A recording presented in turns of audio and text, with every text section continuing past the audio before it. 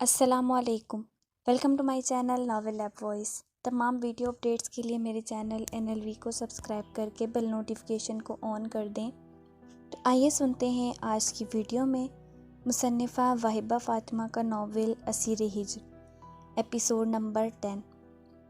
وہ رات کے اس پہر بیت السلطان سے بڑی خاموشی سے خفیہ رستے سے باہر نکلا تھا اور بیت السلطان سے نکل کر چند میٹرز کا فاصلہ پیدل طے کر کے اب تیزی سے اپنی گاڑی میں بیٹھا۔ ایک مرتبہ اپنی شرٹ کے کالر کو ہاتھ لگا کر کچھ ٹٹول کر دیکھا۔ وہ USB ڈرائیو وہیں موجود تھی جس کی تلاش میں کچھ لوگ پاگل کتوں کی طرح اس کی بو سونگھتے پھر رہے تھے۔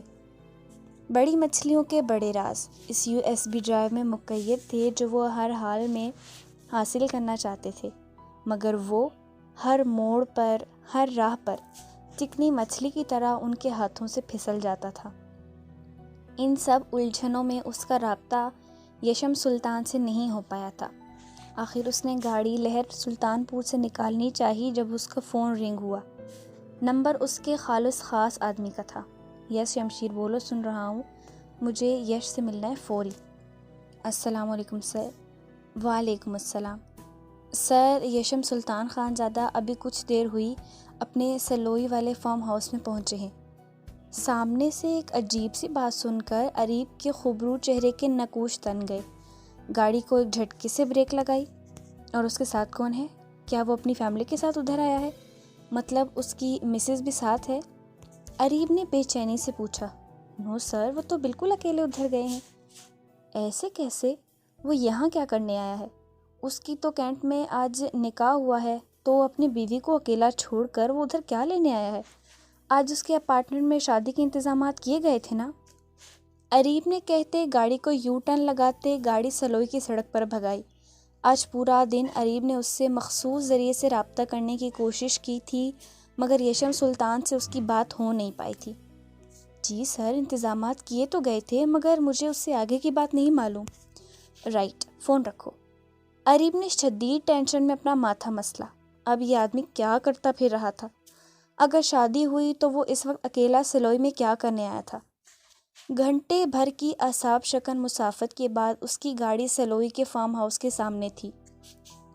انجیل، لوکارٹ اور خوبانی کے باغات کے درمیان پہاڑ کی ڈھلوان پر بنی وہ پرشکوہ عمارت یشم سلطان خانزادہ کے اعلیٰ ترین ذوق کا منہ بولتا ثبوت تھی، مگر اس وقت بارش و خنکی اور اس خوبصورت موسم میں اریب سلیمان خانزادہ جو کوئی چیز اپنی جانب اٹریکٹ نہیں کر پائی تھی۔ گارڈ نے اسے پہچان کر فوراً گیٹ کھول دیا۔ گاڑی ایک جھٹکے سے فارم ہاؤس کے ڈرائیو وے پر رکی۔ وہ تیزی سے گاڑی سے باہر نکلا تھا۔ یش! اریب نے بآواز بلند پکارا اور تیزی سے اندر کی جانب بڑھا۔ جانے کیوں دل میں ہزار وسوسے اور وہم سے ستائے تھے۔ یشم سلطان خانزادہ کی یہاں موجودگی آج کے دن، وہ بھی اکیلے، کافی قیامت خیز تھی۔ یش! اس نے پکارا۔ طویل لاؤنج کراس کر کے وہ سیڑھیاں پھلانگتا پیری رو پر بنے آخری کمرے کی جانب لپکا، جس کا ٹیرس کھائی کی گہرائی کے اوپر بنا ہوا تھا۔ وہ اب تقریباً بھاگ کر اس کے کمرے میں داخل ہوا تھا۔ یش، ویئر آر یو؟ اریب چلایا۔ کمرہ اندھیرے میں ڈوبا تھا۔ اتنے میں ہی آسمانی بجلی کا کوندا سا لپکا اور اریب کے قدم کمرے کے بیچوں بیچ اپنی جگہ پر منجمد ہوئے، جب اسے وہ ٹیرس پر بارش میں ٹھنڈے فرش پر چٹ لیٹا نظر آیا۔ چہرہ آسمان کی جانب کیے وہ آنکھیں موندے فرش پر لیٹا تھا۔ اریب ٹیرس کی جانب لپکا۔ اس کی آنکھیں بند تھی۔ اس سے 100 دفعہ پکارا ہے دل نے، مگر میرے دل کی بات وہ سن نہ سکا۔ جو آنکھوں میں تھی میرے آنسوؤں کی طرح بکھری خواہشیں چن نہ سکا۔ اکیلے چلتے چلتے ہو سائے جیسے ڈھلتے رہے کیوں یہ فاصلے صدا درمیاں۔ وہ ملا کیوں تھا اگر اس سے بچھڑنا تھا؟ وہ پتھر دل کا تھا شاید مجھے آخر بکھرنا تھا۔ تمنا کیوں تھی جینے اگر وہی میرا نہ تھا؟ کوئی ایسا درد دے نکل جائے جاں۔ یشم سلطان خانزادہ، یہ کیا پاگل پن ہے آخر؟ اریب اس کے قریب جا کر چلایا۔ کوئی بھی حرکت نہ کرتے دیکھ اریب گھٹنوں کے بل اس کے پاس فرش پر بیٹھا اور اس کا سر اٹھا کر گود میں رکھا۔ اریب کو محسوس ہوا یشم نے اس کی کمر پر اپنے ہاتھ باندھے ہیں۔ ٹھنڈی یخ بارش میں اریب کو اپنے سینے پر کچھ گرم سیال سا محسوس ہوا۔ یش کیا ہوا یار، مجھے بتاؤ کیا ہوا ہے؟ آج تو تمہاری… میں نے اسے ہمیشہ کے لیے کھو دیا اریب، میری محبت ادھوری رہ گئی۔ یہ رات مجھ پر ایک عذاب بن کر نازل ہوئی ہے۔ مجھے لگ رہا ہے میں یہ اذیت سہ نہیں پاؤں گا، آج مر جاؤں گا۔ میری رگوں میں لاوا بہہ رہا ہے، میں جل رہا ہوں اریب، سیو می۔ اس کی آواز درد میں ڈوبی تھی۔ اریب کا دل بیٹھ گیا۔ اس کی باتوں سے، اشاروں سے بہت کچھ غلط ہونے کا سگنل ملتے ہی اریب کے جبڑے بینچ چکے تھے۔ دنیا کے لیے وہ دہشت کی علامت مانے جانے والا شخص آج عشق کے پیروں تلے روندا گیا تھا۔ اس وقت اس رات کے اندھیرے میں وہ چھوٹے بچے کی طرح سہم کر اپنے بھائی کے سینے میں چھپ سا گیا تھا۔ یہ رات، یہ بھیانک رات تھی بھی تو بے تحاشا اذیت ناک، جب وہ اپنی محبت کو کسی اور کے پہلو میں سوچ کر اذیت سے دوہرا ہوتا موت سی درد برداشت کر رہا تھا۔ یش اب یہ مت کہنا کہ صرف مجھ پر ظاہر کرنے کے لیے تم نے وہ شادی اپنے اپارٹمنٹ سے کروائی اور اسے کسی اور کا ہونے دیا۔ یش میں جان سے مار ڈالوں گا سب کو، بولو کیا ہوا ہے، میں سب کی جان لے لوں گا، سب کچھ ختم کر دوں گا۔ اریب اسے جھنجھوڑتے ہوئے دھاڑا، وہ اور ٹوٹ کر بکھرا۔ اریب اسے کھڑا کر کے تقریباً گھسیٹ کر کمرے میں لایا اور اسے صوفے پر بٹھایا، مگر اس نے پھر سے اپنا سر تھام کر آنکھیں زور سے بھینچ لی۔ اریب سب کچھ پہلے ہی ختم ہو چکا ہے یار، میں ہوش میں نہیں رہنا چاہتا، مجھے کوئی ڈوز دے دو، یہ رات بہت ہولناک ہے۔ وہ کسی اور کے پہلو میں، یہ سوچتے میرے دماغ کی رگیں پھٹ جائیں گی یار، خدا کے لیے مجھے کوئی ڈوز دے دو اریب۔ یشم نے اپنا سر اپنے ہاتھوں میں جھگڑا، توڑ توڑ کر لفظ ادا کرتا وہ خود پوری طرح ٹوٹ چکا تھا۔ تب اریب نے اپنی مخصوص پاکٹ سے ایک چھوٹی سی سرنج نکالی اور اس کی پچھلی گردن میں انجیکٹ کر دی۔ یش نے اپنا سر تھاما۔ کچھ ہی دیر میں وہ ہوش و خور سے بیگانہ ہوا تو اریب نے اسے صوفے پر نیم دراز کر دیا، اور اب اریب سلیمان خانزادہ نے فوراً ایک کال ملائی تھی جو کہ دوسری بیل پر ریسیو کر لی گئی۔ وہ اب حلق کے بل چلا رہا تھا۔ سامنے سے جو تفصیل سننے کو ملی تھی اس نے اریب کو پوری طرح ہلا کر رکھ دیا تھا۔ اب وہ بے ماہی بے آب کی طرح تڑپتا کمرے میں ادھر سے ادھر چکر لگا رہا تھا۔ ایک مرتبہ وہ ہوش میں آتا تو اریب سلیمان خانزادہ واقعی سب کچھ تباہ و برباد کر دینے کا پختہ ارادہ بھی رکھتا تھا۔ لاؤنج کے صوفے پر وہ دونوں ایک دوسرے کے آمنے سامنے بیٹھے ایپل بیئر سے مستفید ہو رہے تھے۔ وہ ایک سانولا سا نوجوان تھا جو اس کی جانب اب مخمور نگاہوں سے دیکھ رہا تھا۔ سامنے ہی وہ ہاف بلاؤز سبز ساڑی جس کا بارڈر سرخ تھا میں بالکل اس کے سامنے بیٹھی مسکرا رہی تھی۔ اس کے بال کندھوں سے ذرا سا نیچے تھے۔ بنگلہ دیشی روایت کے مطابق اس نے اپنے بالوں میں موتیے کے سفید پھول لگا رکھے تھے۔ لبوں پر سرخ لپسٹک اس کے گندمی حسن کو دو آتشہ کر رہی تھی۔ آخر وہ وقت آ ہی گیا جب ہمارے درمیان کوئی رکاوٹ نہیں ہے، سب ہم دونوں کو ایک دوسرے ہونے سے اب کوئی نہیں روک سکتا، اس شخص نے مدہوشی بھرے لہجے میں کہا۔ وہ جام کا گلاس لیے بلا جھجک آگے بڑھا اور اس کی ساڑی کا پلو ایک جانب سے سرکا کر اس کے دلکش وجود سے مستفید ہونے لگا۔ وہ دھیمے سے مسرور انداز میں مسکرائی۔ سامنے والے کی قابل اعتراض گستاخیوں کو وہ دانتوں تلے لب دبا کر بس برداشت کی جا رہی تھی۔ دفتن دروازے پر بیل بجی اور وہ دونوں بری طرح گڑبڑائے۔ آج کافی دنوں بعد وہ دعا نور کے گھر کے باہر کھڑا اس گھر کی بیل بجا رہا تھا۔ انل 2-3 دن سے اسے فون کر رہا تھا مگر دعا نے اس کی کال نہیں اٹھائی تھی۔ اب بھی وہ اس کی فکر میں پریشان یہاں تک چلا آیا تھا۔ 4 سے 5 بیل کے بعد دعا نے چہرے پر مسکراہٹ سجائے دروازہ کھولا۔ ہائے، انل نے خوش دلی سے کہا۔ ایک گہری نگاہ اس پر ڈالی جو سبز ساڑی میں بہت کھلی کھلی سی تھی، ڈر پر میسی سے جوڑا سر پہ بنا رکھا تھا۔ ہائے، کیا حال ہے، کیسے آنا ہوا؟ دعا زہرا نے مسکراتے پوچھا۔ تمہاری آپی گھر پر نہیں تھیں تو سوچا تمہارا حال احوال پوچھ لوں۔ اندر آنے کے لیے نہیں کہو گی؟ انل نے اسے بغور دیکھا۔ انل، آپی نہ آ جائے بہت مشکل ہو جائے گی، اس نے منہ لٹکا کر کہا۔ رائٹ، آج انہیں آنا ہے تو آ جانے دو، مجھے کوئی پرواہ نہیں کیونکہ میں ان سے بات کیے بغیر ہرگز نہیں جاؤں گا۔ انل نے سنجیدگی سے دو ٹوک لہجہ اختیار کیا تو اس نے سائڈ پر ہو کر گویا انل کو اندر آنے کا راستہ دیا۔ انل اندر لاؤنج میں چلا آیا، مگر اندر داخل ہو کر اسے بہت کچھ غیر معمولی سا لگا۔ وہ صوفے پر بیٹھ گیا۔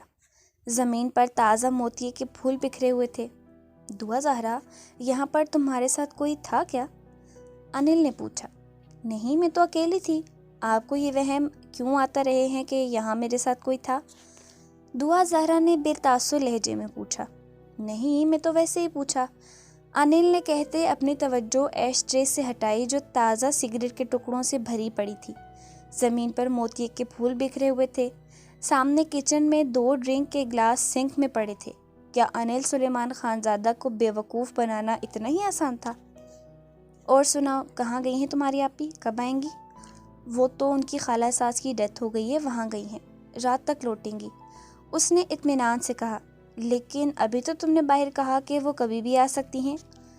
انل کی بات پر وہ بری طرح گڑبڑائی۔ وہ تو میں اس لیے کہہ رہی تھی کہ وہ مجھ پر نظر جو رکھتی ہیں تو ہو سکتا ہے کہ کبھی بھی واپس آ جائیں، اس نے اطمینان سے اپنے چہرے پر یاسیت طاری کرتے ہوئے کہا۔ ٹھیک ہے، وہ جب آئیں تو تم مجھے بتا دینا، میں ان سے بات کرنے آ جاؤں گا۔ انل کہتے ہوئے اٹھا۔ ارے بیٹھو آپ، کوئی چائے کافی؟ آپ تو یوں ہی چل دیے۔ دعا زہرا نے فارمیلٹی نبھائی۔ نہیں، بس چلوں گا۔ انل کو اس گھر کے در و دیوار سے وحشت ہوئی تو وہ بغیر پیچھے مڑ کر دیکھے وہاں سے نکلتا چلا گیا۔ باہر نکل کر پینٹ کی پاکٹ سے فون نکال کر ایک نمبر ملایا۔ فون ریسیو ہوا۔ انل جلدی بولو، تمہاری فضول بکواس سننے کو وقت نہیں میرے پاس۔ سامنے سے اریب کی بھاری بیزار سی آواز سنائی دی۔ آپ کے پاس تو میری بات سننے کا بھی وقت نہیں ہوگا شاید، میں ہی پاگل ہوں جو آپ کو فون کر لیتا ہوں لالا، میں جیوں یا مروں آپ کو تو شاید اس سے بھی فرق نہیں پڑے گا۔ وہ اذیت سے چیختا اریب پر ہی الٹ پڑا۔ اس کا بھیگا لہجہ محسوس کر کے اریب کی تنی رگیں ڈھیلی پڑی۔ شٹ اپ، کیا ہوا ہے بتاؤ مجھے؟ اب کی بار اریب نے اسے نرمی سے پوچھا۔ انل نے گاڑی میں بیٹھ کر اپنی کنپٹیاں سہلائیں اور اسے اپنی الجھن سے آگاہ کیا، جسے سن کر سامنے والے کا پارا ایک مرتبہ پھر عرش کو چھونے لگا۔ اس کے بعد جو سنیک کو قوالیاں سننے کو ملیں اس نے عافیت اسی میں جانی کہ جلدی سے فون رکھ دیا، مگر اس کا مقصد پورا ہو چکا تھا، اسی لیے اب کافی پرسکون تھا، مگر چہرے پر بڑے سر تاثرات تھے۔ وہ کافی دنوں بعد اس اپارٹمنٹ سے مانوس ہو پائی تھی اور اب تو بیسمنٹ سے اوپر والے پورشن میں بھی گھوم پھر لیا کرتی تھی۔ اب بھی ثنایا اوپر والے پورشن میں، جو کہ ایک فارم ہاؤس تھا، بولائی پھر رہی تھی۔ وہ اس دن کا گیا پھر واپس لوٹ کر نہیں آیا تھا، شاید اس سے ناراض تھا، اور ثنایا کو یہ بھی اچھا نہیں لگ رہا تھا، جانے کیوں۔ وہ یوں ہی گھومتی ہوئی اوپر والے لاؤنج کے ٹیرس میں چلی آئی۔ یہ ایک وادی سی تھی جو بہت گہری تھی، چاروں طرف آسمان سے باتیں کرتے پہاڑ تھے، سرسبز پہاڑ۔ اب بھی پہاڑوں پر بادل چھکے ہوئے تھے اور یہ نظارہ کافی مسمرائزنگ تھا۔ وہ اس نظارے میں پوری طرح کھوئی ہوئی تھی جب اپنے پیچھے ایک آہٹ محسوس ہوئی۔ وہ ڈر کر ایک جھٹکے سے پیچھے مڑی تو وہ سامنے دراز قد، خبرو نکوش لیے، سفید کڑکڑاتے شلوار قمیض کے اوپر براؤن ویسٹ کوٹ پہنے اس کے روبرو کھڑا تھا۔ سکندر نے اسے سر تا پیر غور سے دیکھا، جو گھٹنوں سے اوپر تک شارٹ گولڈن فراک کے نیچے سفید پٹیالہ شلوار پہنے، سر پر دوپٹہ اوڑھے، اس وقت سادہ چہرے میں بھی اس کے دل پر بجلیاں گراتی اس کے سامنے تھی۔ ثنایا اسے اتنے دنوں بعد اپنے سامنے خود کو یوں دیکھتے پا کر بری طرح نروس ہوئی۔ وہ آج جانے کیوں مگر خاموش تھا، اس کا یوں گہری نگاہوں سے دیکھنا ہی بڑا جان لیوا تھا۔ تبھی تو ثنایا کا دم نکلنے کو تھا۔ آپ ناراض ہیں مجھ سے؟ آخر اس کی خاموشی سے تنگ آ کر ثنایا نے ہی اپنے ہاتھوں کی انگلیاں مروڑتے ہوئے بات کا آغاز کیا تو وہ گہرا مسکرایا۔ کیوں؟ تمہیں ایسا کیوں لگا کہ میں ناراض ہوں تم سے؟ سکندر نے ٹیرس پر لگی انگور کی بیل سے چھڑخانی کرتے ہوئے الٹا اسی سے سوال پوچھا۔ وہ آپ اتنے دنوں سے آئے نہ نہیں تو، اٹک اٹک کر کہتی وہ اس کی جانب سے رخ پھیر گئی۔ سکندر کی مسکراہٹ گہری ہوئی۔ مطلب تم مجھے نوٹ کرنے لگی ہو؟ سکندر نے کہا۔ ابھی وہ اس کے سامنے آتا جب اس کا خاص آدمی دلاورے نے آ کر ٹیرس کے دروازے پر دستک دے کر اس کو اپنی جانب متوجہ کیا۔ دلاورے یہ کیا بدتمیزی ہے آخر؟ وہ سخت بد مزہ ہو کر دھاڑا، چھوٹے چودھری جی، بڑے چودھری آئے ہیں یہاں۔ دلاورے نے اس کے سر پر بم پھوڑا۔ واٹ؟ وہ یہاں کیا کر رہے ہیں؟ سکندر کے ماتھے پر بل آئے۔ وہ تیزی سے لاؤنج کے اندر کی جانب گیا۔ لاؤنج کے دروازے پر ہی حارث بیگ اس کے سامنے آیا۔ وہ تجسس سے مجبور ہو کر اس کے پیچھے ہی آئی تھی اور اب لاؤنج کی کھڑکی کے اس پار کھڑی ان کی تمام گفتگو سن رہی تھی۔ وہ حیران تھی، یہ شخص تو اپنے ماں باپ کو بھی نہیں بخش رہا تھا، منہ زور بے لگام گھوڑے کی طرح ان سے بھی بدتمیزی کر رہا تھا۔ بہت خوب، اب یہ دن بھی دیکھنا باقی تھا جب میرا بیٹا، جسے میں نے ایک خاص مقصد کو پورا کرنے کو اتنی آسائشیں، سہولتیں، عیش و عشرت فراہم کر کے پال پوس کر بڑا کیا، وہ اپنا ہر مقصد بھلائے ایک بدذات طوائف کے پہلو میں دن رات پڑا ہوا ہے نا سکندر؟ حارث بیگ نے آتے ساتھ ہی منہ سے کف اڑایا۔ آخر مسئلہ کیا ہے آپ کو؟ کیوں آئے میرے پیچھے؟ آپ کو اچھی طرح معلوم ہے بابا کہ میں اپنے معاملات میں کسی کی دخل اندازی پسند نہیں کرتا، تو آپ کیوں آئے ہیں یہاں؟ اس نے بھی انتہائی بدتمیزی سے بغیر لگی لپٹی رکھتے ہوئے کہا تو حارث بیگ کا چہرہ اہانت کے احساس سے سرخ پڑ گیا۔ مت بھولو چھوٹے چودھری، میں کسی نہیں تمہارا باپ ہوں۔ حارث بیگ حلق کے بل چلایا۔ اب مسئلہ کیا ہے آپ کے ساتھ؟ کیا ہوا ہے؟ زیادہ ہائپر ہو کر بی پی ہائی کرنے کی ضرورت نہیں، بتائیں کیا کرنا ہے مجھے؟ جو بولیں گے وہ کر دوں گا۔ پہلے بھی آج تک آپ نے جو کہا میں نے وہ کیا، آگے بھی کر دوں گا، تو اس میں اتنا ہائپر ہونے کی کیا ضرورت ہے؟ اس نے چہرے پر دنیا بھر کی بیزاری سجاتے ہوئے کہا۔ میرے دشمن کا خاندان اپنے گھر آن پہنچا ہے، آگے تم اچھی طرح سمجھدار ہو میں کیا کہنا چاہتا ہوں۔ اس کوڑے کے ڈھیر کو جہاں سے اٹھا کر لائے ہو وہیں پھینکاؤ اور اس فارم ہاؤس پر سلیمان خان زادہ کی بربادی لے کر آؤ، سمجھے؟ حارث بیگ نے دانت پیس کر کہا۔ ٹھیک ہے، جو کہیں گے وہ ہو جائے گا، اب آپ جائیں یہاں سے۔ وہ بیزاریت سے بولا۔ اور یہ بذات طوائف؟ حارث بیگ نے تل ملا کر کہا۔ جب دل بھر جائے گا تو وہیں چھوڑاؤں گا جہاں سے لایا تھا۔ سکندر نے کاٹ دار لہجے میں جان چھڑانے کو کہا کہ جانتا تھا اس کا باپ کسی چیز کے پیچھے پڑ جائے تو جان چھڑانا مشکل ہو جاتا ہے، لیکن ہاں، کچھ فاصلے پر کھڑی ایک نازک جان کے سر پر چادر دے کر اس کے سر سے جیسے چادر کھینچی تھی، وہ اپنی جگہ پر جیسے لڑکھڑا سی گئی۔ حارث بیگ کے تنے اعصاب ڈھیلے پڑے۔ اس سے مزید کچھ باتیں کر کے حارث بیگ جیسے دندناتا یہاں آیا تھا ویسے ہی چلا بھی گیا۔ سکندر نے سکا سانس لیا۔ جان بچی لاکھوں پائے۔ وہ ان سے فراغت پا کر فوراً دوبارہ اس کی جانب آیا کہ بہت خوبصورت بات ادھوری رہ گئی تھی، مگر اسے کھڑکی کے پاس ہی اپنی جانب پشت کیے کھڑا دیکھ کر وہ چونکا تھا۔ وہ قدم قدم چلتا اس کے قریب آن ٹھہرا۔ وہ دوسری جانب دیکھ رہی تھی، مگر جب اس کی جانب ایک نظر دیکھا تو سکندر ٹھٹک کر رکا۔ سرخ چہرہ اور آنسوں سے بھری بڑی بڑی آنکھیں، جانے کیوں مگر وہ اپنی اوقات شاید بھولنے لگی تھی۔ کیا خوب کیا تھا اس نے کہ اسے اس کی اوقات یاد دلا دی تھی، لیکن اگر وہ اسے خرید کر لا کر رون دیتا تو شاید وہ برداشت کر لیتی اسے، اس قدر تکلیف نہیں ہوتی، مگر یوں اس کے احساسات اور جذبات سے کھیل کھیل کر جیسے اس صفاک انسان نے اس کی روح کی دھجیاں بکھیر دی تھیں۔ تم مجھ سے کچھ کہہ رہی تھی؟ سکندر نے بے تاثر لہجے میں اس سے استفسار کیا۔ ثنایا نے آہستگی سے نفی میں سر ہلاتے اپنا سر جھکایا۔ شدت ضبط سے چہرہ لال بھگبھوکا ہو گیا تھا۔ وہ اس کے پہلو سے نکل کر نیچے بیسمنٹ میں بھاگ جانا چاہتی تھی، جو شاید اس کی اصل جگہ تھی، مگر سکندر نے بڑی سرحد سے اس کی کمر کے گرد بازو حمائل کر کے اسے اپنے بے حد قریب کیا تھا۔ تم سب کچھ سن چکی ہو ہماری باتیں؟ سکندر نے سپاٹ لہجے میں اس سے پوچھا۔ وہ اس کی باہوں میں کسی نازک پرندے کی طرح پھڑ پھڑاتی اور خود کو آزاد کروانے کی تگ و دو کرنے لگی۔ منہ سے تو ایک لفظ نہیں بولی تھی، ہاں، مگر آنکھوں سے ایک سیل رواں جاری ہو گیا تھا۔ سکندر نے اسے مچلتے دیکھا، مگر وہ چاہتا تھا وہ منہ سے کچھ بول کر احتجاج کرنے کی جرأت کرے۔ اگر کوئی بات بری لگی ہے تو مجھ پر چیخو چلاؤ، اگر کچھ کہنا ہے تو کہو، کوئی گلہ شکوہ، مجھے گالیاں دو۔ یہ کیا بات ہوئی کہ گونگوں بہروں کی طرح بس آنسو بہا لیے؟ سکندر نے اپنے بازو میں اسے پھڑکتے دیکھ اس کی کمر پر دباؤ بڑھا کر اسے اپنے سینے میں بھینچا۔ چھوڑے مجھے، وہ مچلی۔ Stop fighting with me baby, اب کی بار وہ بلند آواز میں چلایا تھا۔ ثنایا اپنی جگہ ساکت ہو گئی۔ سکندر نے نرمی سے اسے لاؤنج کی دیوار سے لگایا۔ اس کا پورا وجود جیسے زلزلوں کی زد میں تھا۔ سکندر نے قریب ہو کر اس کی بھیگی پلکوں کو اپنی لبوں سے چھوا۔ ثنایا نے اپنے ہاتھ اس کے سینے پر رکھ کر اسے دور ہٹانے کی کوشش کی، جس کا اس پر جیسے الٹا اثر ہوا۔ وہ اس کے چہرے کا ایک ایک نقش اپنے لبوں سے چھو رہا تھا۔ تب بہت بے اختیار ہو کر سکندر نے اس کی سانسوں پر قبضہ جمایا۔ وہ اپنی جگہ پر ساکت ہوئی تھی۔ سکندر کے چھونے میں بے حد نرمی اور ملائمت تھی، مگر یہ پیش قدمی آج اس کی ذات کی نفی تھی، اس کی توہین اور بے عزتی تھی۔ وہ شخص اس کی مرضی سے اس کے وجود کو حاصل کرنے کو اس کے جذبات سے کھیل گیا تھا، جو اب اس کی جانب جھکنے لگی تھی، مگر آج جیسے وہ پاتال کی پستیوں میں گری تھی۔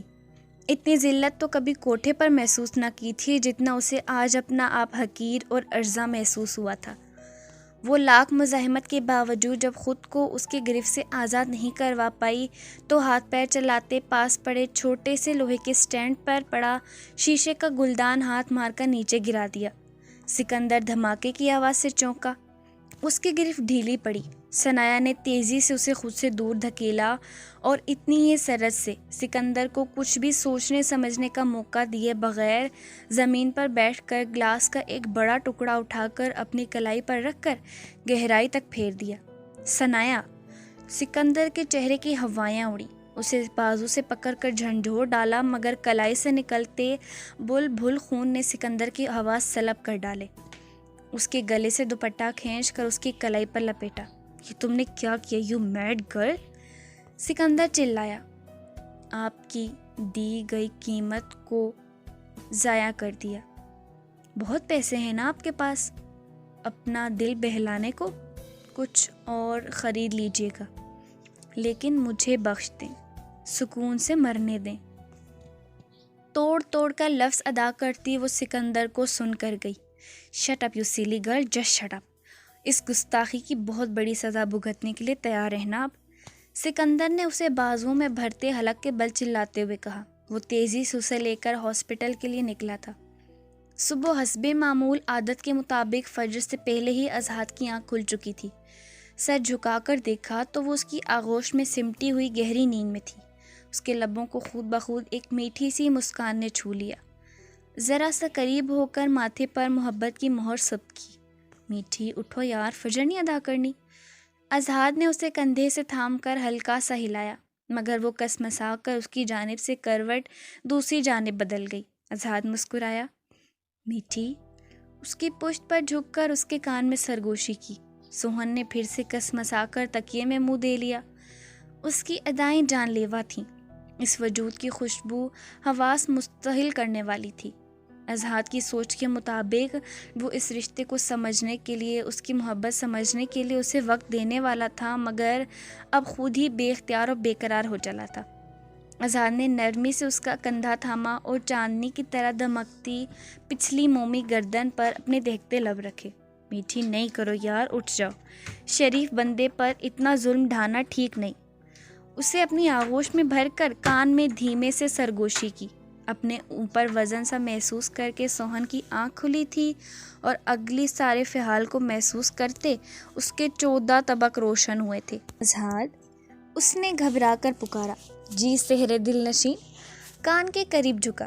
کیپٹن صاحب ٹھرکی ہو گئے ہیں۔ سوہن نے مندی مندی آنکھوں سے اس کی اطلاع میں اضافہ کیا۔ اذہان کا کہکا پورے کمرے میں گونج گیا۔ جب باہوں میں من پسند پھولوں سا دلکش خوشبو میں بسا وجود ہو تو اچھا خاصا بندہ بہک جائے۔ میں تو پھر ایک عاشق دیوانہ ہوں۔ اس نے شرارت آمیز لہجہ اختیار کیا۔ سوہن آہستگی سے اٹھ بیٹھی۔ لبوں پر ہاتھ رکھ کر جمائی روکتی وہ اس وقت اسے دنیا کی کیوٹ ترین لڑکی لگی۔ میں تو نماز ادا کر ہی لوں گی، آپ اگر ایسے ہی بیٹھے مجھے گھورتے رہے تو آپ کی نماز ضرور قضا ہو جائے گی۔ اس نے گھنے سیاہ بالوں کی آبشار کو سمیٹتی چھوٹی سی ناک چڑھا کر کہا تو وہ پھر کھل کر ہنس دیا۔ پھر دونوں نے اٹھ کر نماز ادا کی۔ وہ سستی کی ماری نماز ادا کر کے پھر سے صوفے پر نیم دراز نیند کی وادی میں اتر گئی۔ یہ سب اعصاب شکن تھا۔ وہ متضاد کیفیات کا شکار ہو رہی تھی۔ اپنے چہرے سے کچھ بھی ظاہر نہیں کرنے دینا چاہتی تھی، مگر دل میں کیا کیا طوفان اٹھ رہے تھے یہ تو وہی جانتی تھی۔ اب کسی بھی متضاد جذبات کا شکار ہو کر وہ گناہگار نہیں ہو سکتی تھی۔ طبی راز سے عافیت اسی میں جانی کہ ہوش و خور سے بیگانہ ہی رہے۔ وہ اب اپنی سوچوں تک میں امانت میں خیانت کرنے کی رودار نہیں تھی۔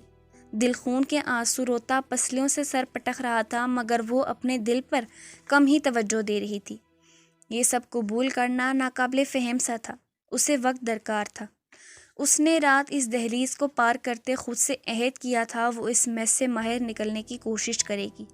اب کسی غیر کے بارے میں اس کا سوچنا تک گناہ تھا، لیکن دل کا کیا کیا جائے جو بھٹک بھٹک چلا تھا۔ تبھی وہ بار بار خود کو اس اذیت سے نکالنے کو نیند کا سہارا لے رہی تھی، جو آج اللہ کا شکر اس پر جانے کیوں مگر مہربان ہو رہی تھی کہ وہ بار بار غنودگی میں جائے جا رہی تھی۔ میں خیال ہوں کسی اور کا، مجھے سوچتا کوئی اور ہے۔ سر آئینہ میرا عکس ہے، پسے آئینہ کوئی اور ہے۔ میں کسی کے دست طلب میں ہوں تو کسی کے حرف دعا میں ہوں۔ میں نصیب کسی اور کا ہوں، مجھے مانگتا کوئی اور ہے۔ عجب اعتبار و بے اعتباری کے درمیان ہے زندگی۔ میں قریب ہوں کسی اور کے، مجھے جانتا کوئی اور ہے۔ اضحیٰ کو اسے دیکھ کر ہنسی آئی، مگر وہ حسب معمول اپنی روٹین کے مطابق ٹریک سوٹ پہنے جاگنگ کے لیے نکل گیا۔ تقریباً 9 بجے کے قریب سوہن کی آنکھ کھلی۔ کچن سے آتی کھٹر پٹر کی آواز سن کر اس کا دماغ پوری طرح جاگا اور نیند بھگ سے اڑی۔ کہیں یہ تو نہیں کچن میں؟ وہ جلدی سے دوپٹہ درست کرتی اٹھی اور کوارٹر کی صاف ستھرے کچن کی جانب رخ کیا۔ وہ واقعی کچن میں موجود مہارت سے فرائی پین میں آملیٹ پلٹ رہا تھا۔ سوہن جی بھر کر شرمندہ ہوئی۔ ارے یہ آپ کیا کر رہے ہیں؟ آپ نے مجھے آواز کیوں نہیں دی؟ میں بنا لیتی ہوں۔ سوہن آگے بڑھی۔ تم سوتے ہوئے اس قدر خوبصورت لگ رہی تھی کہ میں نے اٹھایا نہیں کہ یہ منظر میری نگاہیں تا دیر اپنی بصارت میں محفوظ کر سکیں۔ دوسرا، میں ابھی نہیں چاہتا تھا کہ یہ کام کر کے تمہارے ہاتھوں کی مہندی خراب ہو۔ اضحیٰ نے اسے محبت پاش نگاہوں سے دیکھتے اطمینان سے کہا۔ جی جی بالکل، ابھی تازہ تازہ شادی کے لڈو بڑے مزے کے لگ رہے ہیں آپ کو، بعد میں پھر مجھے تانے دیا کریں گے کہ کیسی پھوہڑ بیوی پلے پڑ گئی۔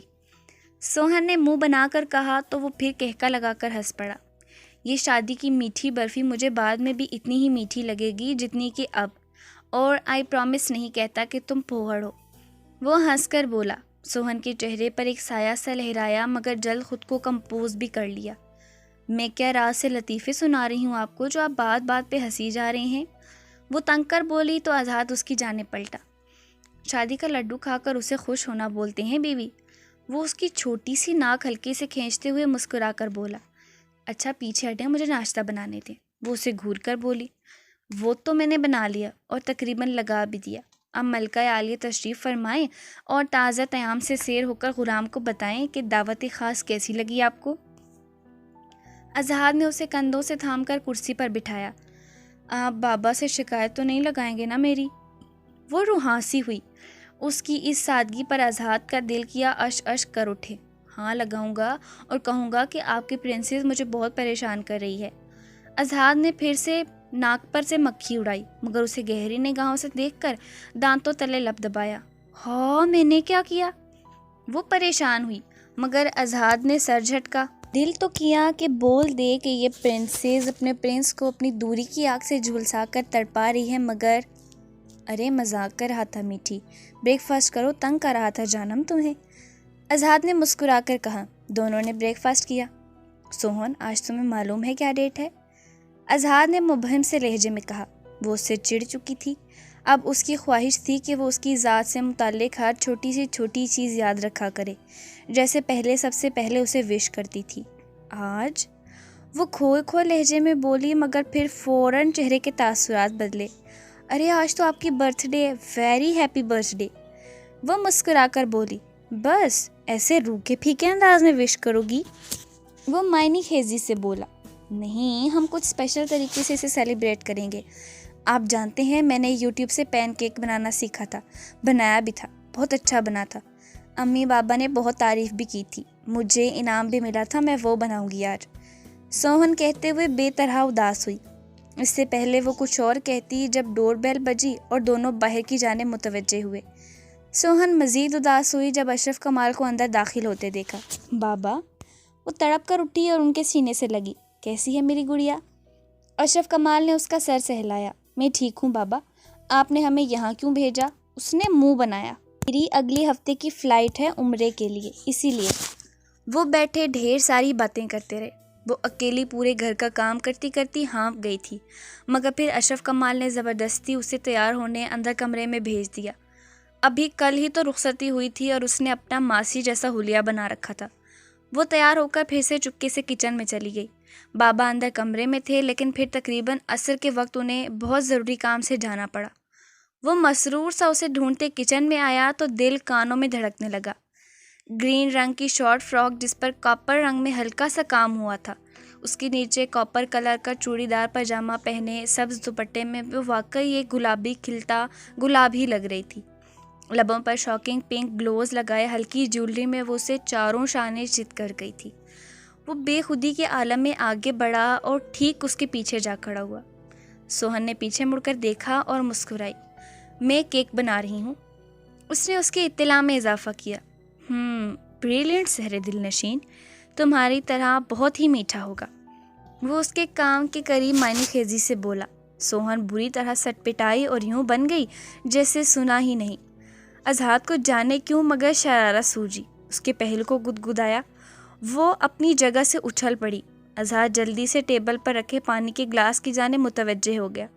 سوہن نے پیچھے مڑ کر دیکھا اور اپنا وہم سمجھ کر سر جھٹکا۔ وہ اس سے ادھر ادھر کی باتیں کرنے لگا، مگر کچھ ہی دیر میں اسے اپنے بائیں پہلو میں کچھ ہلچل سی محسوس ہوئی۔ وہ پھر اچھلی، پیچھے مڑ کر دیکھا تو وہ کریم پھینٹ رہا تھا۔ سوہن پھر اپنے کام کی جانب متوجہ ہوئی، مگر اذہان پلیز۔ تیسری مرتبہ اپنے پہلو میں ہونے والی گدگدی سے گھبرا کر وہ کیک کے لیے انڈے پھینٹتی ایک مرتبہ پھر اپنی جگہ سے اچھلی تو وہ ٹھیک اس کے پیچھے استدادہ شرارت سے کہکا لگا کر ہنسا۔ اسعد، اگر ایک بار آپ نے مجھے پریشان کیا یا ہاتھ لگانے کی کوشش بھی کی تو میرا بیلن ہوگا اور آپ کی کمر۔ سوہن دانت پیس کر بولی۔ مطلب داخلی اور خارجی دونوں جانب سے حملہ متوقع ہے؟ وہ محبت پاش گہری نگاہوں سے اسے دیکھتا بولا۔ اس کی نگاہوں سے گھبرا کر پھر سے اپنے کام کی جانب متوجہ ہوئی۔ مجھے نہیں معلوم تھا کیپٹن صاحب اتنے لوفر اور دل پھینک نکلیں گے، سوہن نے غیر سنجیدگی سے کہتے چھوٹی سی ناک چڑھائی۔ وہ سرد سی سانس کھینچ کر رہ گیا۔ حالانکہ آپ کے ملنے سے پہلے میں اپنے کیمپ کے ڈیسنٹ ترین بندوں میں شامل تھا۔ وہ پیچھے سے اس کے کندھے سے اس کے ہاتھوں کی حرکت دیکھے گیا اور کان میں دھیمے سروں میں سرگوشی کی۔ یہ لڑکی کب روح کی تسکین کا سبب بن گئی اسے تو پتہ ہی نہیں چلا۔ مطلب آپ کا یہ الزام بھی میرے سر ہے؟ وہ آئیبرو اچکا کر بولی۔ کوئی اتنا پیارا کیسے ہو سکتا ہے اور پھر سارے کا سارا کیسے ہو سکتا ہے میٹھی؟ وہ جواب میں اس کی گال کھینچ کر بولا۔ سوہن پھر سٹ پٹائی تھی۔ اذہان، آپ روم میں جائیں، میں کھانا آج ادھر ہی لگا دوں گی، وہ عاجز آ کر بولی تھی۔ وہ اس کی گھبراہٹ اور اس فطری شرم و حیا سے اس پر نثار ہوا، تبھی بہت اچانک اس کے گرد بازو حمائل کر کے اسے کچن کی سلیب پر بٹھا دیا۔ سوہن بہت بری طرح بوکھلائی تھی۔ کچھ کان میں کی گئی اس کی جان لیوا سرگوشی نے سینے میں سانس الجھا دی۔ اس کی یہ پیش قدمیاں بہت جان لیوا اور غیر متوقع تھیں جنہیں وہ شاید ابھی برداشت نہیں کر پا رہی تھی۔ اس قدر ٹوٹ کر تم پہ ہمیں پیار آتا ہے، کر کے منا سا ہواؤں میں اٹھا لیں تم کو۔ اب کی بار اس کی شرارت پر سوہن نے سلیب پر پڑا بیلن اٹھایا تھا۔ وہ کہکا لگا کر ہنستا حفظ ماکتم کے طور پر وہاں سے راہ فرار اختیار کر چکا تھا۔ وہ مسکراتی پلٹی، آنکھوں میں اچانک در آنے والی نمی تیزی سے اپنے دوپٹے سے صاف کی۔ وہ ایک عورت ہوئے ایک مرتبہ پھر وفا نبھانے کی روایت بے تحاشا مجبور ہو کر بہت بے دردی سے توڑ چکی تھی۔ دوسری مرتبہ اپنے وجود کو اتنا ارضا نہیں کر سکتی تھی کہ بے وفا ہی کہلائی جائے۔ وہ اکثر مجھ سے کہتی تھی، وفا ہے ذات عورت کی، مگر جو مرد ہوتے ہیں بہت بے درد ہوتے ہیں، کسی بھنورے کی صورت گل کی خوشبو لوٹ جاتے ہیں۔ سنو، تم کو میری قسم ہے، روایت توڑ دینا تم، نہ تنہا چھوڑ کے جانا، نہ یہ دل توڑ کے جانا۔ مگر پھر یوں ہوا محسن، مجھے انجان رستے پر اکیلا چھوڑ کر اس نے، میرا دل توڑ کر اس نے، محبت چھوڑ دی اس نے، وفا ہے ذات عورت کی، روایت توڑ دی اس نے۔ حارث بیگ بڑے کروفٹ سے حویلی کے مردان خانے میں ٹانگ پر ٹانگ جمائے بیٹھا تھا جب اس کا خاص آدمی تیزی سے مردان خانے میں داخل ہوا۔ حارث بیگم نے اس جرت پر ایک خوخوار نگاہ اپنے آدمی رشید پر ڈالی۔ رشید نے خاص اشارہ کیا تو اس نے اس بات میں سر ہلایا۔ رشید صوفے کو پیچھے سے اس کے قریب آیا اور ذرا سے اس کے کان کے قریب جھکا۔ چودھری جی، بڑی بیگم صاحبہ تشریف لائی ہیں، چھوٹے چودھری جی بھی ساتھ ہیں، رشید نے اس کے کان میں کہا تو وہ بری طرح چونکا۔ تب اس نے بہت جلد اپنے مہمانوں سے رخصت لی۔ وہ یوں ہی مغرور انداز میں سینہ تان کر قدم قدم چلتا بہت جلد زنان خانے میں پہنچا تھا۔ برسوں بعد سعدیہ بیگم کو اپنے سامنے دیکھ کر اس کے لبوں کو گہری مسکراہٹ نے چھوا، خاص طور پر اس صورتحال میں کہ جب وہ حارث بیگ کو سامنے پاتے ہی آج بھی اپنے گھبراہٹ پر قابو پانے میں بری طرح ناکام ہوتی، اپنے ماتھے پر آئے پسینے کی بار بار صاف کرتی سکندر کے مزید قریب ہو گئی۔ زہے نصیب، زہے نصیب، آج تو بڑے بڑے لوگوں نے اس حویلی کو رونق بخشی ہے، خاص لوگ تشریف لائے ہیں، یا یہ کہوں کہ لوٹ کر بدو گھر کو آئے۔ حارث بیگ اپنی مخصوص ٹون میں واپس لوٹتا انہیں دیکھ کر خفیف سا طنز کرنے لگا۔ تو آپ کو کوئی اعتراض ہے کیا کہ ہم اس حویلی میں آئے؟ سکندر نے ان سے کاٹ دار لہجے میں پوچھا۔ نہیں، مجھے کیا اعتراض ہو سکتا ہے؟ اب ظاہر ہے برسوں بعد بیٹا جوان کر کے لائی ہیں بیگم، تو جائیداد میں اپنا حصہ وصہ چاہیے ہوگا۔ حارث بیگ کا لہجہ ہتک آمیز تھا۔ سعدیہ کی آنکھوں میں نمی اتری، اہانت کے احساس سے چہرہ سرخ ہو گیا۔ فضول گوئی سے ذرا پرہیز کیجیے گا بابا جان، ہمیں آپ کی حرام کمائی کی تو کم از کم ایک پھوٹ کوڑی بھی نہیں چاہیے۔ الحمدللہ میرے بازوں میں اتنا دم خم ہے کہ حلال کمائی کما کر اپنی ماں کا خیال رکھ سکوں۔ سکندر کا لہجہ سادگی بھرا تھا، مگر حارث بیگ کو آج بھی تن من سے سلگا گیا تھا۔ اپنی حد میں رہو مولانا صاحب، تم نے جو دین پڑھا ہے اس میں صرف ماں کی فرما برداری سکھائی ہے، باپ کے بارے میں کچھ نہیں سکھایا گیا تمہیں؟ اور صاف بتاؤ یہاں کس مقصد سے آئے ہو؟ حارث بیگ کا پارا ہائی ہوا۔ مقصد بتا چکا ہوں آپ کو، اپنے گھر میں آیا ہوں، مجھے میری پہچان واپس چاہیے۔ اب اس کے لیے آپ جو مرضی کیجیے، میرا سر درد یہ نہیں کہ آپ یہ سب کیسے کریں گے، آپ تو کچھ بھی کر سکتے ہیں نا، تو جو مرضی کیجیے۔ اب چلے مما، آپ اپنے کمرے میں جا کر آرام کریں۔ سکندر نے اپنا لہجہ حتی الامکان دھیما رکھ کر کہیں کوئی گستاخی سرزد نہ ہو جائے۔ سکندر سعدیہ بیگم کو تھام کر ان کو حویلی کے بڑے کمرے میں لایا۔ ان کی آنکھیں نم ہو گئی تھی۔ موم پلیز حوصلہ رکھیں، آپ اگر ایسے کریں گی تو مجھے کون سپورٹ کرے گا؟ سکندر نے انہیں کندھوں سے تھام کر سنجیدگی سے کہا تو سعدیہ نے اس بات میں سر ہلا کر تسلی دی۔ سکندر ان کے پاس بیٹھا رہا، مگر کھانے کا اور پھر اپنا کمرہ سیٹ کروانے چل پڑا۔ رات تک سکندر ان کے پاس رہا، پھر وہ انہیں ڈنر کر کے آرام کرنے کا کہہ کر اپنے کمرے میں چلا گیا۔ اب سعدیہ بیگم بیڈ پر پاؤں نیچے لٹکا کر بیٹھی اپنا ماتھا سہلا رہی تھی، کندھوں سے براؤن شال اتار کر سائڈ پر رکھی۔ مخصوص آہٹ پر سعدیہ نے بری طرح چونک کر سر اوپر اٹھایا تھا۔ سامنے ہی حارث بیگ کو استادہ دیکھ وہ پہلے دن سی گھبرا چکی تھی۔ یہ تو سوچا نہیں تھا کہ یہاں آ کر یہ مصیبت بھی گلے پڑ جائے گی، کہ ایسے ظالم، جابر، عیاش، فطرت بے ایمان شخص کا ساتھ ایک مصیبت سے کم بھی نہیں تھا۔ آپ یہاں کیوں آئے ہیں؟ جائیں یہاں سے، سعدیہ نے تل ملا کر کہا۔ بیگم، آپ تو قسم سے 45 کی ہو کر بھی 25 کی لگ رہی ہیں مجھے، آپ پہلے ہی اتنی حسین تھیں کہ اس دوری کا کمال ہے۔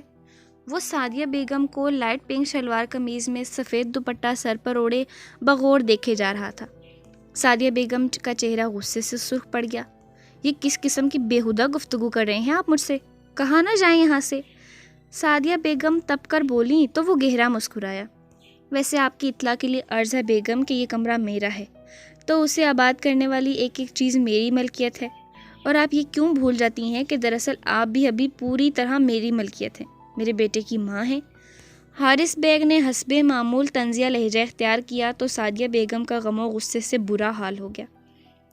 آپ کی اس لا یعنی گفتگو کا مقصد کیا ہے آخر؟ سعدیہ نے چڑ کر کہا۔ یہی کہ میں آپ کو بتانا چاہتا ہوں کہ برسوں پہلے آپ نے مجھے چھوڑ کر جو سنگین غلطی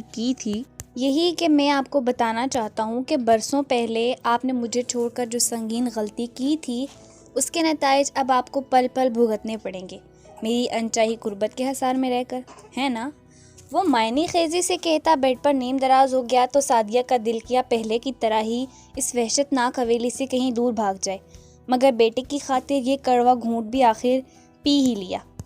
وہ بے چین سی اس آفس کی شاندار بلڈنگ میں داخل ہوئی تھی، نیلے رنگ کی سلیو لیس ٹاپ کے نیچے جینز کی پینٹ پہنے، کندھوں سے ذرا نیچے تک بال۔ آج وہ اپنے اصلی حلیے میں کسی کی توجہ بھی اپنی جانب نہیں کھینچ پائی تھی۔ یس میم، آپ کو کسی سے ملنا ہے؟ रिसेप्शनिस्ट ने प्रोफेशनल मुस्कुराहट लिए शाइस्ता अंग्रेज़ी में पूछा। मैं दुआ ज़हरा हूँ, मुझे अनिल सुलेमान खानज़ादा से मिलना है, उन्हें जाकर बताएं कि मैं आई हूँ। उसने हाथ मरोड़ते हुए कहा। ओके, आप वेटिंग रूम में बैठें, मैं सर को इतला देता हूँ। उसने कहा तो दुआ वेटिंग रूम में जा बैठी। आप वेट करें मैम, सर की ज़रूरी मीटिंग चल रही है। ठीक है। मगर फिर आधा घंटा, 1 घंटा, कितनी देर हो गई उसे इंतज़ार की सूली पर चढ़ाया जा रहा था। वो तंग आकर खुद ही दंदनाती उठी और अनिल सुलेमान खानज़ादा के ऑफिस की जानिब पैर पटकती बढ़ी। सेक्रेटरी उसके पीछे लपका, मगर वो रुकने वाली नहीं थी। वो अपने ऑफिस में किसी फाइल के ऊपर झुका हुआ था जब हल्की दस्तक देकर उसका सेक्रेटरी इजाज़त तलब करके अंदर दाखिल हुआ। सर, कोई दुआ ज़हरा हैं, आपसे मिलना चाहती हैं। सेक्रेटरी ने कहा। उसे कहो वेटिंग रूम में वेट करो, मैं ज़रूरी मीटिंग में मसरूफ़ हूँ। अनिल ने लापरवाही से कहा। सेक्रेटरी हैरान हुआ कि वो इस वक्त बिल्कुल फ्री था, लेकिन कुछ बोलकर उसे नौकरी से फायर नहीं होना था। अनिल ने काफ़ी देर उसका सब्र आजमाया था। बिलाखिर वो दंदनाती हुई अंदर चली आई। सर, मैंने इन्हें इतना रोका मगर ये अंदर चली आई। सेक्रेटरी के चेहरे पर हवाइयाँ उड़ी। इट्स ओके, तुम जाओ, अनिल ने इत्मीनान से कहा और सामने खड़ी लड़की की जाने मुतवज्जे हुआ।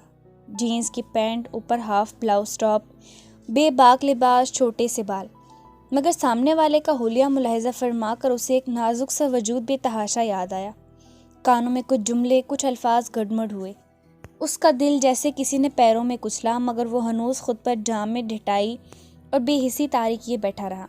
आखिर ऐसा ना करता तो दिल अभी गमो गुस्से से फट जाता। तुम्हें दुआ नूर कैसी लगी? इंतहाई दोगली और मुनाफिक वो ऐसी है नहीं जैसे खुद को प्रिटेंड कर रही है। वो अंदर से कुछ और है और बाहर से कुछ और। ज़रूर कोई ना कोई झोल है, ज़रूर वो कोई ना कोई झूठ बोल रही है। वो जो कुछ भी बोल रही है लाजमी क्रॉस चेक करवाना चाहिए। कहो कैसे आना हुआ? उसने लापरवाही से कहते अपने सामने फ़ाइल खोली। तुमने विक्रम को जेल क्यों भेजा? तुम्हारी जुर्रत कैसी हुई ये घटिया हरकत करने की? वो फट पड़ी और सीधा सीधा मुद्दे की बात पर आई। क्यों, तुम्हें क्या लगा मैं यहाँ बैठकर तुम्हारी बेवफाई का मातम मनाऊंगा? तुम मुझे इतने धोखे और दीदा दलेरी से डंप करती रहोगी और मैं बर्दाश्त कर लूँगा?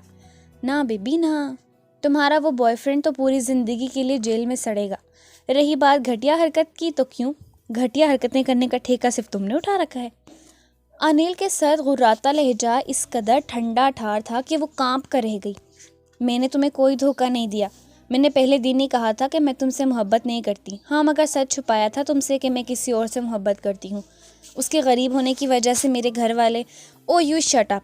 अब अपने ये मजलूमियत के ढोंग कहीं और जाकर रचाना। मुझे तुम्हारे इन टस्से बहाने से रत्ती बराबर भी अब फ़र्क नहीं पड़ता। वो गरीब है या नॉन मुस्लिम ये तो मैं अब अच्छे से जानता हूँ, इसीलिए अपने ड्रामे बंद करो, समझी? अनिल चिल्लाया। तो तुम्हें कैसे पता चला? वो इज़्तिरारी कैफियत में बोली। आवाज़ अब मध्यम पड़ गई थी। जिस दिन तुम्हारे घर आया था, तुम्हारे बॉयफ्रेंड को तुम्हारी बाहों में देख लिया था मैंने। उसके बाद सीधा तुम्हारी आपी से मिला। तुम एक इंतहाई घटिया और ख़ुदगर्ज़ लड़की हो। पहले माँ बाप के ख़िलाफ़ जाकर एक नॉन मुस्लिम से खुफिया नाजायज़ ताल्लुकात बनाए। अपने माँ बाप और भाइयों की जमा पूंजी भी घर से चोरी करके उन्हें घर से बेघर कर दिया। मगर अपने बॉय को उसकी गुर्बत की वजह से छोड़कर अपनी बहन का अमेरिका पलट देवर फांस लिया। उससे शादी की और एलमनी के नाम पर हज़ारों डॉलर उससे ऐंठने के चक्कर में अपने बॉयफ्रेंड को यहाँ बुला लिया, वो भी अपने शौहर के पैसों से। अपने शौहर को तंग करके तलाक लेकर एलिमनी के पैसे ऐंठने के चक्कर में हो। तुम्हारे ये सब करतूत जब तुम्हारी आपी को पता चले तो उसने तुम्हारी दुर्गत बनाते तुम्हारा पासपोर्ट और पेपर छीन लिए। जब तुम्हें अपने बॉयफ्रेंड के साथ यहाँ से भागने को कोई जय फरार ना मिली तो तुमने मुझे फांसा। लेकिन यहाँ तुम्हारी बदकिस्मती थी कि तुम अनिल सुलेमान खानज़ादा से टकरा गई। बहुत बड़ा नुकसान कर दिया है तुमने मेरा। मेरे जज्बात से खेल गई, वो तो मैं शायद तुम्हें कभी माफ़ कर भी देता, मगर तुम जैसी 2 कौड़ी की लड़की की वजह से मैंने एक बहुत कीमती और मुखलिस रिश्ता खो दिया है। अब तुम और तुम्हारा बॉयफ्रेंड एड़ियाँ रगड़ रगड़ कर मरने के लिए तैयार रहो, क्योंकि मैं तुम्हें वहाँ ले जाकर मारूंगा जहाँ तुम्हें पानी तक नसीब नहीं होगा। मौत मैं तुम्हें दूंगा नहीं और ज़िंदा तुम रहना नहीं चाहोगी। अनिल सुलेमान खानज़ादा की सर्द और होलनाक आवाज़ पर दुआ ज़हरा के चेहरे की हवाइयाँ उड़ने लगीं। एसी की खुनपी में भी उसका वजूद पसीने से शराबूर हुआ था। तो तुम्हें क्या चाहिए मम मुझसे? वो घिघिया गई थी कि अब की बार वो बड़े गलत और टेढ़े बंदे से भिड़ गई थी। ویسے تو میں کروڑوں کا نقصان برداشت کر لیتا ہوں، مگر تم جیسی 2 ٹکے کی لڑکی کو اپنی حق حلال کی کمائی کا ایک سکہ بھی نہیں بخشوں گا۔ مجھے میرے پیسے واپس چاہیے جو میں نے تم پر لگائے، وہ بھی ابھی۔ انل چیئر سے اٹھ کر ٹیبل پر دونوں ہاتھ جما کر کھڑا ہوا، اس کی آنکھوں میں دیکھ کر غرایا۔ اس وقت دعا نور کو اس پر بھوکے شیر نما درندے کا گمان گزرا جیسے کہ وہ ابھی اسے سالم نگل جائے گا۔ اس کے چہرے پر کچھ ایسے ہی بھیانک تاثرات تھے۔ پیسے نہیں ہیں میرے پاس، ان کے علاوہ تمہیں جو بھی چاہیے میں دینے کو تیار ہوں۔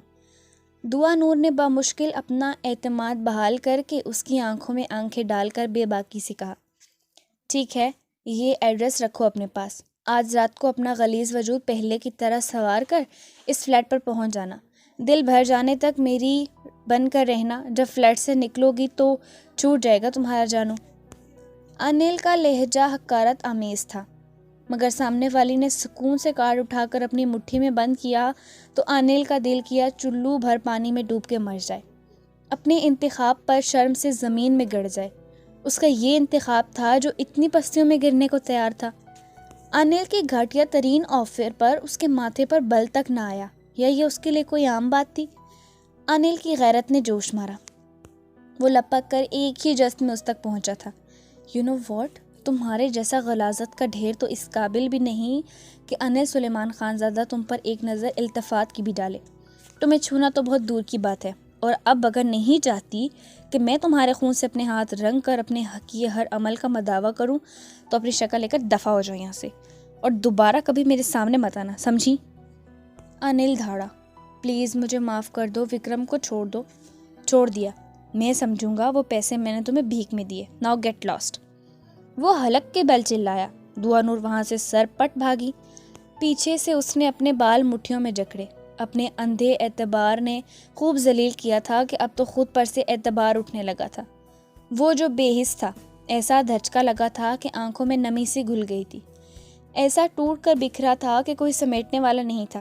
وہ آفس کے کارپٹ پر بیٹھتا چلا گیا، آنکھوں سے نمی گالوں پر بہنے لگی۔ اس ذلت، بے بسی، شرمندگی پر دل کر لایا۔ تبھی اس نے چپکے سے ایک نام پکارا، Veera Waris Baig, dear bestie, need you. انل سلیمان خان زادہ اس کے ٹیرس میں کھڑا کڑوی کافی کے گھونٹ اپنے حلق میں اتار رہا تھا۔ رات سے صبح اور صبح پھر عصر میں ڈھلنے والی تھی۔ وہ ہوش و خور سے بیگانہ اب تک بے ہوش تھا۔ ڈوز کافی ہیوی تھی، اس پر صبح اس نے پھر سے اسے ایک اور دے دی تھی۔ اریم نے اسے رات بیڈ پر لٹا دیا تھا، اسے اس طرح تکلیف میں در سے تڑپتے نہیں دیکھ سکتا تھا، ہرگز نہیں۔ اب بھی وہ اضطراری انداز میں اس کے جاگنے کا انتظار کر رہا تھا۔ رات سے دل تو کر رہا تھا کہ اس کے بھائی کو برباد کرنے والی کو جان سے مار ڈالے، مگر کاش وہ ایسا کر پاتا، سب کچھ تہس نہس کر دے، سب کچھ ختم کر ڈالے۔ اتنے برسوں میں پہلی مرتبہ اس نے یشم سلطان خانزادہ کو اس قدر ٹوٹا اور بکھرا ہوا پایا تھا کہ ایک مرتبہ تو اریب کا منہ بھی کلیجے کو آ چکا تھا۔ وہ چٹانوں جیسا شخص رات موم بن کر قطرہ قطرہ جل کر پگھل گیا تھا۔ اتنی تکلیف میں شاید ہی اس نے کبھی اسے دیکھا ہوگا۔ وہ گہری سوچ میں غرق تھا جب اندر یشم کے گھر والا فون رنگ ہوا۔ پہلے تو وہ متوجہ نہیں ہوا، مگر فون کرنے والا کافی مستقل مزاج تھا کہ نہ اٹھانے پر بھی اب 5ویں مرتبہ رنگ ہو رہا تھا۔ وہ دھیمے سے اندر آیا اور فون اٹھا کر دیکھا، جس پر واضح الفاظ میں اوزی گڑیا لکھا ہوا جگمگا رہا تھا۔ اریم نے فون یس کر کے کان کو لگایا، مگر اس کے بولنے سے پہلے ہی، السلام علیکم یش لالا، آپ جانتے ہیں آپ کی گڑیا آپ سے کس قدر ناراض ہے۔ میں کٹی ہوں آپ سے، بالکل بھی بات نہیں کروں گی۔ یہ تو میں تب بات کر رہی ہوں کہ آپ کو بتا سکوں کہ میں آپ سے بالکل بات نہیں کروں گی۔ آپ کو بالکل فکر نہیں ہے نا اپنی گڑیا کی، تبھی مجھ سے اتنے دنوں سے بات کرنا پسند نہیں کی۔ لالا آپ، میں تمہارا یش لالا نہیں، تمہارا بندہ ہوں، مجازی خدا سرتاج۔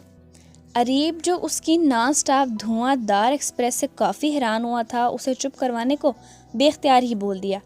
سامنے وہ اس ڈریکولا کی آواز سن کر اپنی جگہ سے 1 فٹ تو ضرور اچھلی ہوگی۔ کون؟ وہ پریشان ہوئی۔ اریب سلی خان زادہ ہوں مسز، اریب نے سنجیدگی سے کہا۔ پل بھر کو تو اسے چپ لگ گئی، مگر فون رکھنے کی بھی تو گستاخی نہیں کر سکتی تھی نا آپ۔ یش لالا کا کدھر ہیں؟ مجھے ان سے بات کرنی ہے۔ وہ جھجک کر بولی، ٹھیک نہیں ہے تمہارے یش لالا، طبیعت خراب ہے اس کی۔ اریب نے اسے حقیقت بتائی کہ وہ صبح سے بخار میں پھنک رہا تھا۔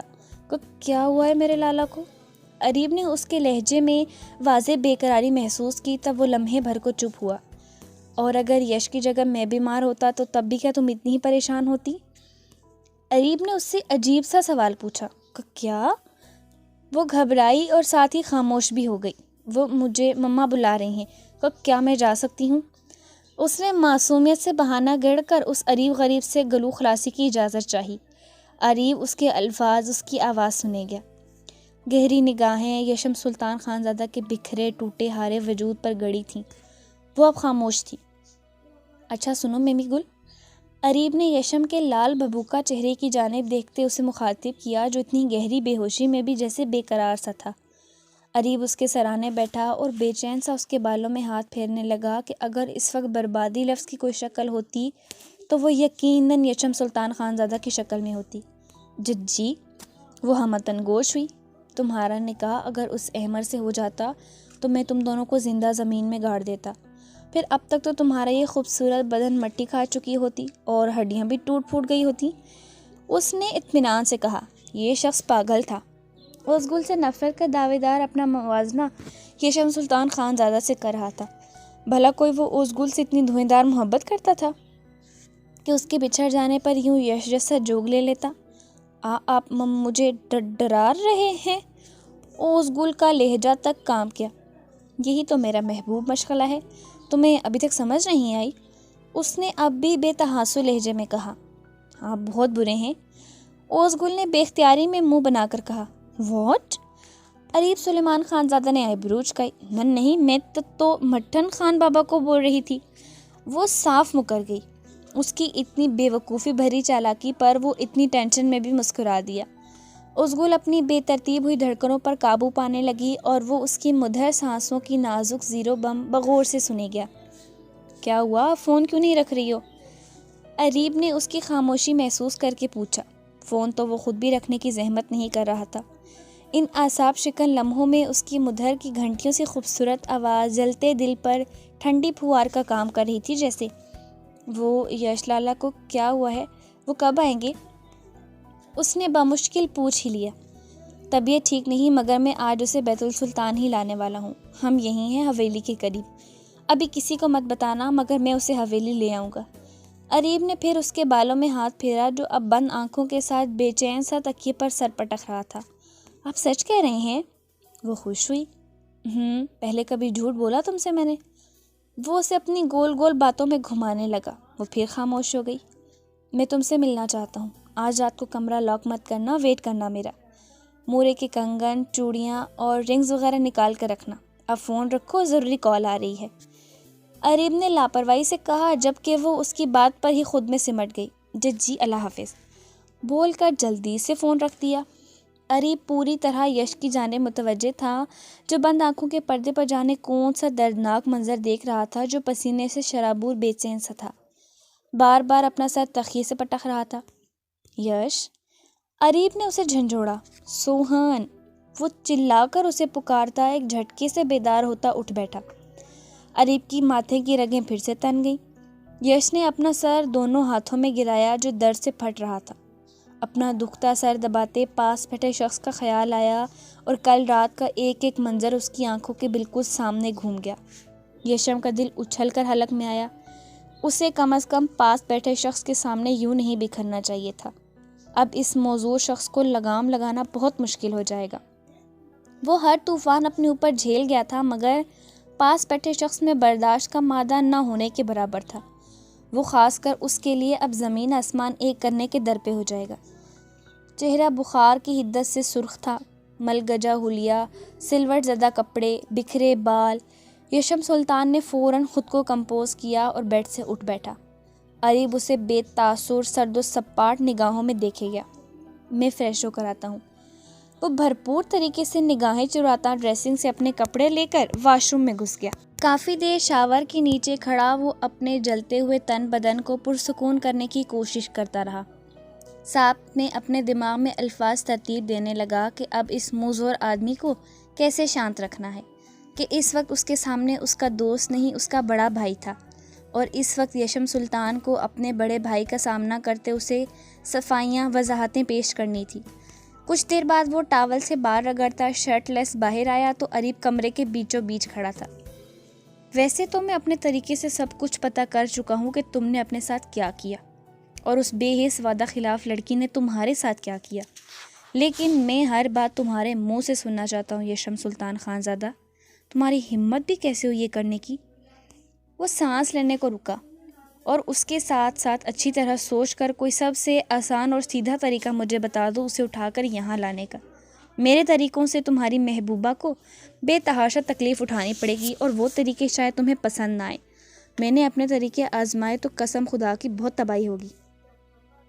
اریب سلح خانزادہ حلق کے بل چلایا تو جیسے پورا فارم ہاؤس ہل گیا تھا۔ یشم نے اپنے جبڑے بری طرح بھینچے۔ پلیز لالا، مجھے کچھ نہیں چاہیے، کسی اور کی ملکیت پر ڈاکہ نہیں ڈال سکتا۔ اس نے بے بسی سے جبڑے بھینچے۔ اور اسے کسی اور کی ملکیت ہونے کیسے دیا تم نے، اور خود اس کی ہمت کیسی ہوئی تم سے وعدہ خلافی کرنے کی؟ وہ اب بھی دھاڑ کر بولا، میں ٹھیک ہوں لالا، آپ میری فکر مت کریں۔ یشم نے کہتے اپنے بال برش کیے۔ میں سب کچھ تباہ برباد کر دوں گا یشم، کسی کو نہیں چھوڑوں گا۔ آپ ایسا کچھ نہیں کریں گے لالا، آپ کو میری قسم، میں بھول جاؤں گا اسے۔ کہتے یشم نے نگاہیں چرائیں۔ افسوس، تمہارا لہجہ اور آنکھیں تمہاری اس بے تکی بات کا ساتھ بالکل نہیں دے رہی۔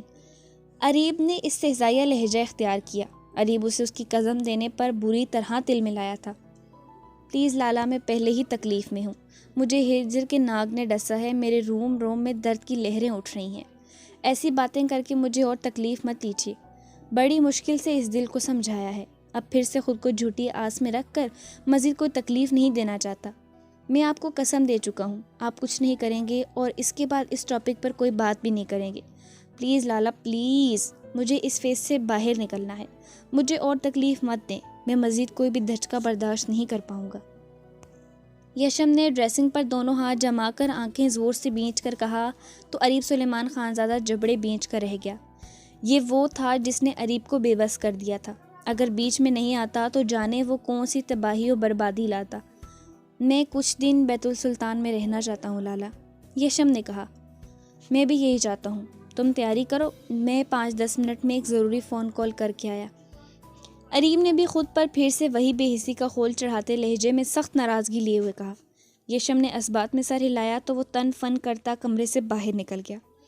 یشم سلطان نے آنکھیں موند کر تکلیف کے احساس سے ایک گہری سانس خارج کی۔